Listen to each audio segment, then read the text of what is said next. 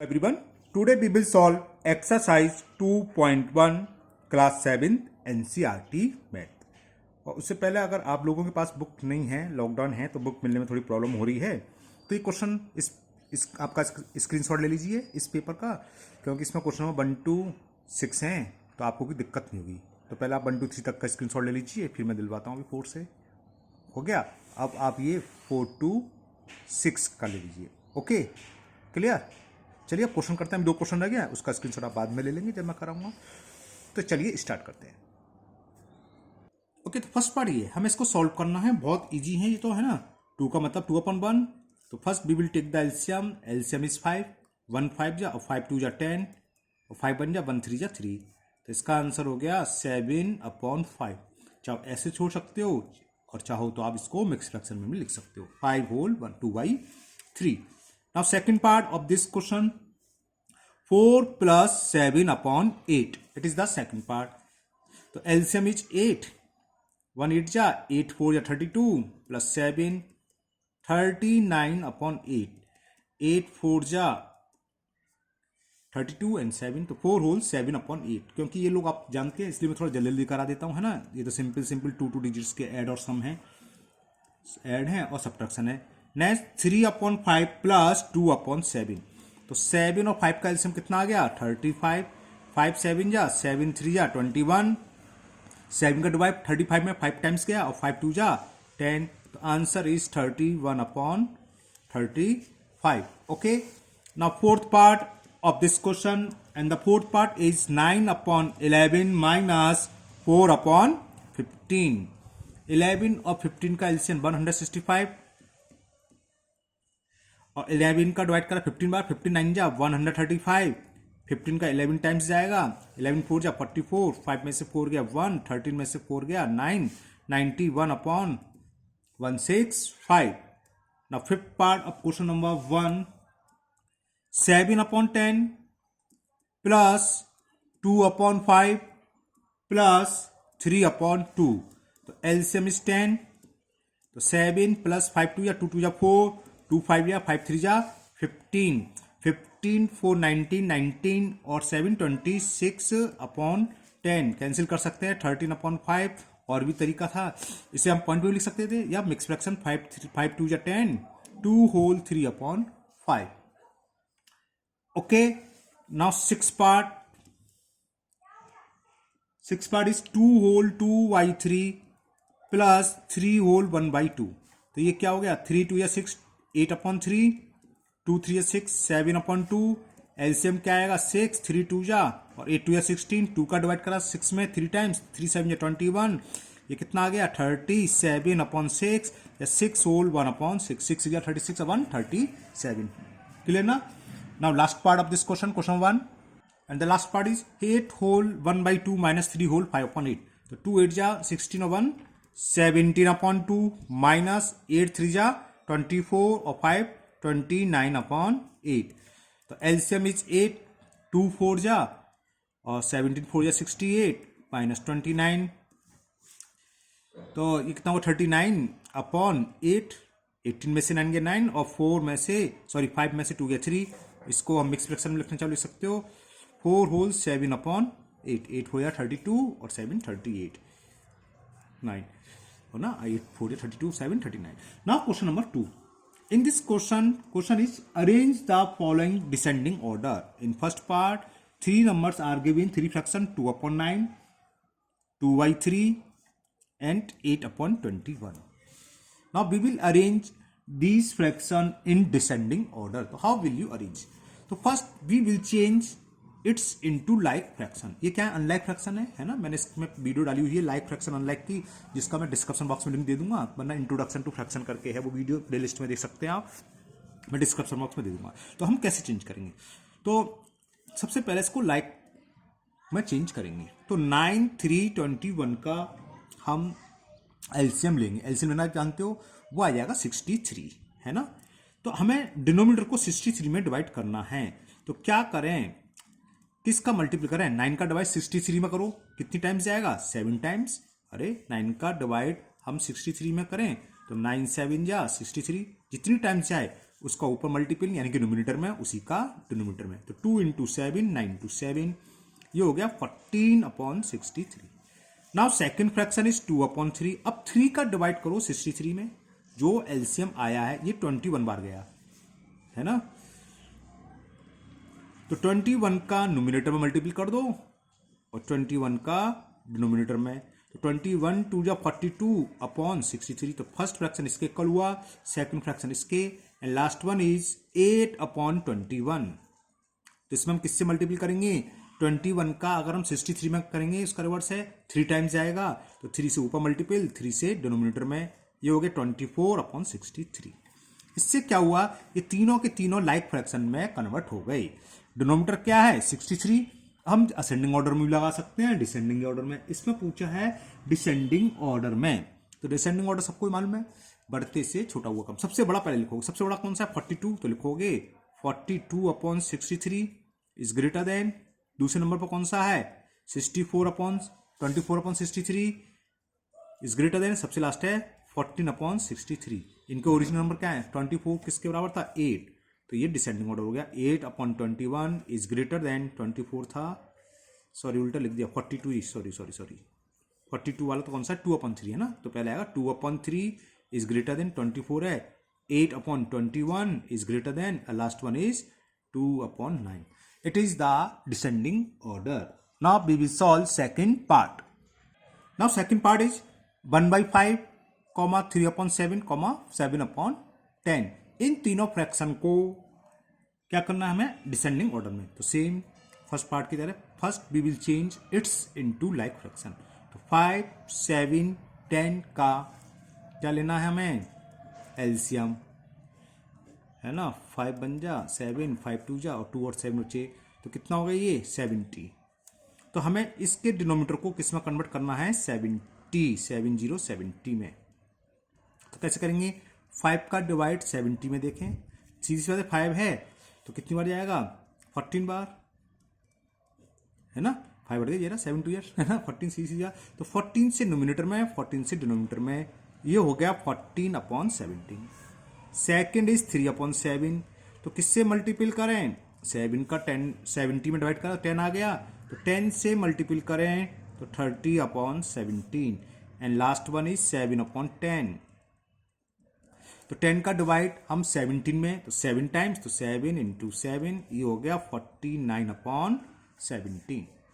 तो सबसे बड़ा कौन सा ये, तो क्या होगा डिसेंडिंग ऑर्डर में क्या लिखेंगे हम 49/17 इज ग्रेटर देन, फिर उसके बाद ये है 30/17, फिर 14/17, है ना, यही तो थे इनके ओरिजिनल। 49 किसके बराबर था 7/10, 30 था 3/7 और लास्ट बचा क्या 1/5।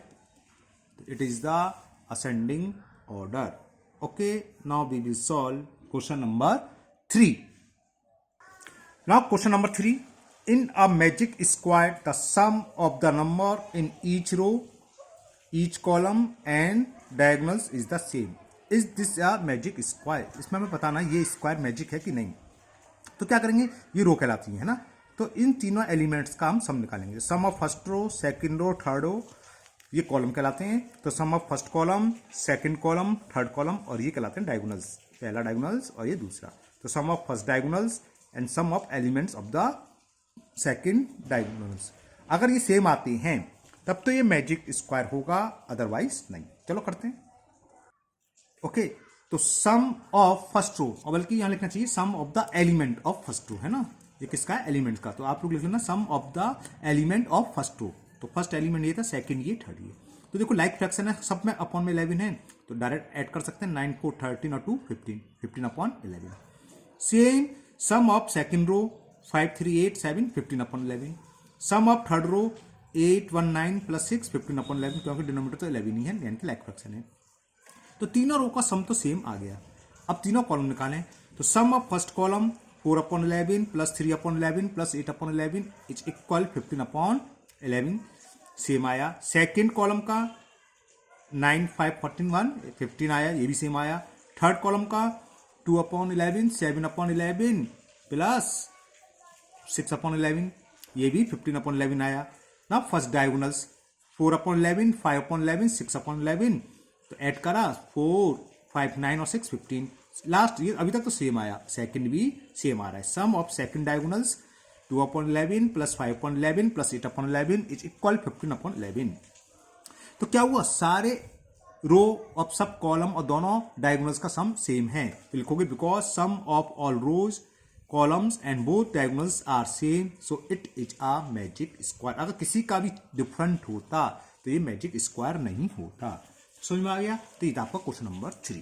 तो बस ये कॉज लिख दोगे, शो करके दिखाना आपको सब एलिमेंट्स, बस ईच रो के एलिमेंट्स और ईच कॉलम के एलिमेंट्स और बोथ डायगोनल्स के एलिमेंट्स का टोटल यानी कि सम सेम होना चाहिए। अगर सेम है तो मैजिक स्क्वायर है, अदरवाइज मैजिक स्क्वायर नहीं है। Okay, now question number 4 and question 4 is a rectangular sheet of paper is 12 whole 1/2 centimetre long and 10 whole 2 centimetre wide, find its perimeter. तो सिंपल है, 2l + v है ना, length दे रखी है, width दे रखी है, लेकिन चलो करते हैं। ओके, तो length of rectangular sheet is 12 whole 1/2 centimetre, तो 2 12 24 1 25/2 centimetre. Similarly width of rectangular sheet is 10 whole 2/3 centimetre, तो इसको हमने सिंपल फॉर्म में लिख लिया, 10 3 13 और 2 32/3 centimetre. Perimeter of rectangular sheet हम जानते हैं पेरीमीटर क्या होता है, 2l + v, बस वैल्यू पुट कर दो। 2 लेंथ कितनी है, 25/2 प्लस विथ 32/3। इसके बाद तो आप सब अच्छे से जानते हो 3 और 2 का एलसीएम क्या आएगा, 6। 2 का डिवाइड 6 में 3 टाइम्स और 3 का 25 में तो 75 प्लस 3 का डिवाइड 6 में करें 2 टाइम्स और 2 का मल्टीपल करेंगे तो कितना आ जाएगा 64। 2 से ये 3 बार कैंसिल, 4 + 5 9, 7 + 6 13/3। ओके, तो ये इतने सेंटीमीटर्स का पेरीमीटर हो गया। और आप लोग चाहो तो लिख सकते हो 3 4 जा 12, 1 बचा, 1 का मतलब 19 और 3 6 जा 18, मिक्स फ्रैक्शन में लिख सकते हैं 46 whole 1/3 centimetre. It is the perimeter of rectangular sheet. Okay, बहुत सिंपल सवाल है, समझ में आ रहे होंगे। Now we will solve question number 5। Now question number 5 and the question 5 is find the perimeter of first part triangle ABE। ये फिगर दे रखी है इसकी, है ना, ABE और उसके नीचे एक रेक्टेंगल बना हुआ है, रेक्टेंगल की साइड्स बी के ऊपर एक ट्राइंगल बना हुआ है। तो इस ट्राइंगल का पेरीमीटर निकालना है, सेकंड में हमें रेक्टेंगल का पेरीमीटर निकालना है, ये रहा। एंड द रेक्टेंगल BCDE इन दोनों के पेरीमीटर निकालने अलग अलग। फिर पूछा हुज पेरीमीटर इज ग्रेटर, तो सिंपल है, अलग अलग पेरीमीटर निकालेंगे, जिसका बड़ा होगा वो बड़ा होगा। चलो करते हैं क्वेश्चन नंबर 5। ओके, तो perimeter of triangle ABE is equal AB + BE + EA, sum of all sides होता है, वही हमने लिख लिया, AB + BE + EA। AB is given equal to 5/2 plus BE is given 2 whole 3/4 plus EA is given 3 whole 3/5 लिख लिया। Solve कर लो, answer आ जाएगा। तो ये हो गया 5/2 प्लस 4 2 जा 8 और 3 11/4, 5 3 जा 15 और 3 18/5। इसका एलसीएम क्या आएगा, 20 एलसीएम आ गया, है ना। तो 2 का डिवाइड करा 20 में 10 टाइम्स और 10 5 जा 50, 4 का 5 टाइम्स, 5 का 11 करेंगे 55 और 5 का 20 में 4 टाइम्स 4 का करेंगे तो 72। इसको ऐड कर लो, 5 और 2 7 और 177/20। It is the perimeter of triangle. इसको मिक्स फ्रैक्शन में लिख लो, 28 जा 116 इतने सेंटीमीटर। ओके, तो it is the perimeter of triangle ABE। Simple था फॉर्मूला। इसी तरह नीचे वाला रेक्टेंगल का क्या होता है, 2l + b, वो भी फाइंड करते हो, perimeter of rectangle. So perimeter of rectangle 2l + b, 2 length थी इसकी 2 होल 3, ये दिखा देते हैं आपको, ये तो लेंथ होगी 2 होल 3/4 और ये विड्थ होगी 7/6, तो ये आ गया 2 होल 3/4 प्लस 7/6। 4 2 जा 8 प्लस 3 11/4 प्लस 7/6। 6 और 4 का एलसीएम क्या आएगा, 12। तो 4 3 जा 3 का मल्टीपल 11 में 33, 6 2 जा और 2 का मल्टीपल 7 में 14। ये 2 से 6 बार कैंसिल, तो अपन में तो 6 बचा, ऊपर ऐड कर लो 4 3 7 3 और 1 4, तो इतना ये पेरीमीटर हो गया किसका, रेक्टेंगल का।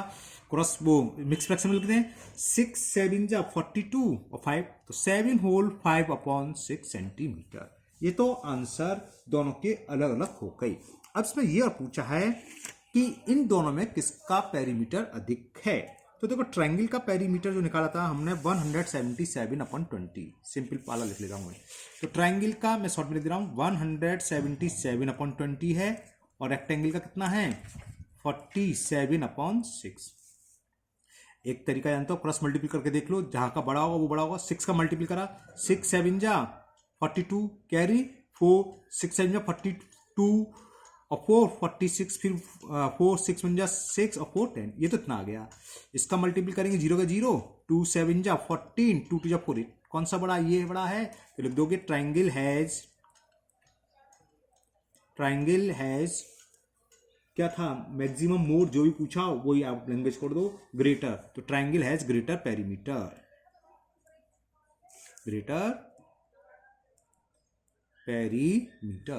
है ना। सिंपल क्वेश्चन है और बहुत अच्छे से समझ में आ गया हो, बस फ्रैक्शन में है और कुछ नहीं है। तो फ्रैक्शन आप 5th में पढ़ रहे हो, 6th में पढ़ रहे हो, तो कोई प्रॉब्लम नहीं है। Now we will solve question number 6। Now question 6, and the question 6 is Salil wants to put a picture in a frame. The picture is 7 whole 3 upon 5 centimeter wide. To fit in the frame, the picture cannot be more than 7 whole 3 upon 7 centimeter. इसका मतलब frame की width दी रहती है picture की। ये तो frame में जितनी विड्थ है उससे चौड़े तो पिक्चर आएगी नहीं, है ना। और पिक्चर की विड्थ ज़्यादा दे रखी है। तो पूछा है how much should the picture be trimmed, तो हमें पिक्चर को कितना ट्रिम करना पड़ेगा, काट छाट करनी पड़ेगी। तो सिंपल सा सवाल है, इसमें से माइनस कर दें। मान लो समझाने के लिए, ओरली समझाने के लिए, मान लो पिक्चर हमारे पास 5 सेंटीमीटर या 10 सेंटीमीटर चौड़ी है सपोज करो, और फ्रेम की चौड़ाई हमारे पास है 8 सेंटीमीटर। तो पिक्चर को कितने सेंटीमीटर में काटना पड़ेगा, 10 में से 8 सब्ट्रैक्ट कर दें, यानी कि 2 सेंटीमीटर। तो सिंपल सी बात, पिक्चर की विड्थ में से फ्रेम की विड्थ को माइनस करना आंसर हो जाएगा। चलो करते हैं, सिंपल सा सवाल है। ओके, तो width of the picture is 7 whole 3 upon 5 centimeter. 5 7 is 35 plus 3 38 upon 5 centimeter. And width of the frame, it is given 7 whole 3 upon 10 centimeter. 10 7 is 70 plus 3 73 upon 10 centimeter. तो हमें कितनी ट्रिम करनी होगी, तो picture should be trim width of the picture minus width of the frame, तो 38 upon 5 minus 73 upon 10, बस ये answer हो जाएगा। एलसीएम इज 10, 5 2 जा और 2 का 78 38 में करेंगे तो 76, और 10 बन जा 1 का करेंगे तो 73, तो 76 माइनस 3, तो 3 upon 10 centimetre, it is the answer.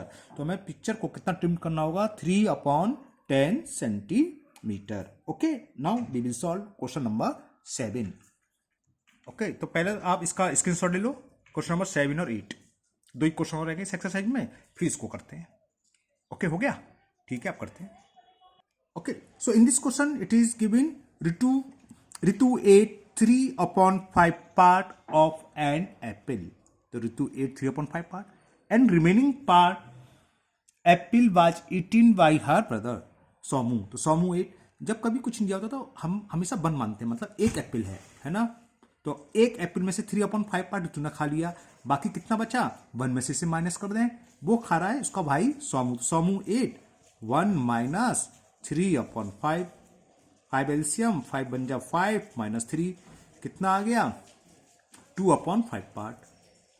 Upon में दोनों 5 है, लाइक फ्रैक्शन है। तो पहला क्वेश्चन तो ये था, ये पूछा था who had the larger share.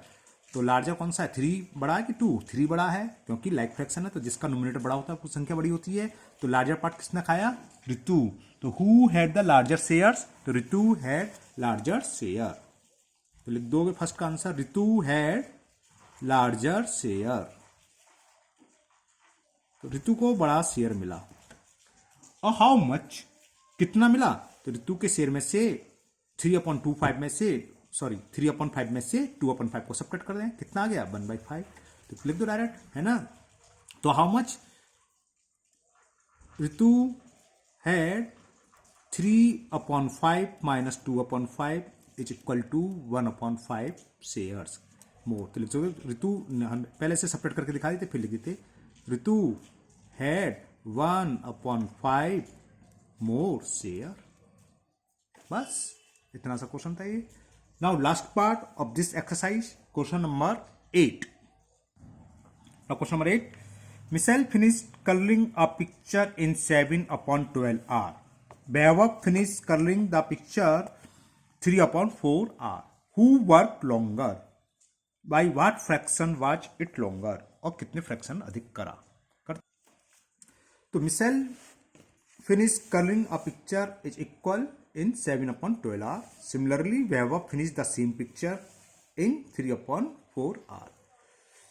तो first we will compare the both fraction 7/12 and 3/4।